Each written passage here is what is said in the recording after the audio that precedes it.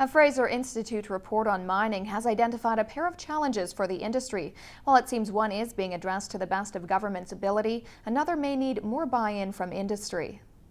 Mining, along with other resource-based industries, is being touted by government as a major economic driver in BC well into the future. But the Fraser Institute report says there are two challenges that may have industry rethinking and investment in this province. One is the uncertainty around the regulatory regime.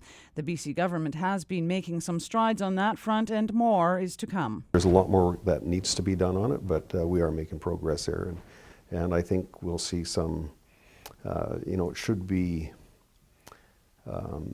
easier for mining companies and anybody that wants to develop something that requires an EA process. It should be easier for them to go through that process here in the next year or two. The companies surveyed by the Fraser Institute say the single largest impediment to mining investment and exploration is unsettled land claims. That really puts the land question up for development. So that's essentially what it means, is that without settled treaties, companies coming in trying to develop a project need to consult First Nations, and it's been stated throughout the courts of this land right up to the Supreme Court of Canada.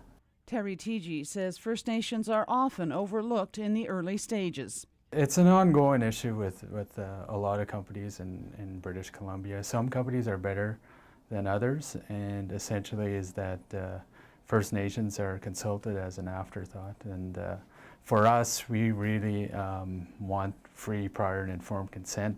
Teegee says early consultation may even save an exploration company big dollars. If they plan to move into sensitive areas, early consultation would save the company time and money at the head end. Mike Morris says the onus is not strictly on government to overcome the consultation issue either. Industry itself needs to rethink how it conducts business. A lot of times that's what it's appeared to be. Oh yeah, I guess we better go and talk to First Nations. But I think a lot of the corporate entities that are looking at development in BC realize that now. And I think a lot of them are knocking on First Nations doors first, saying, listen, this is what our plan is.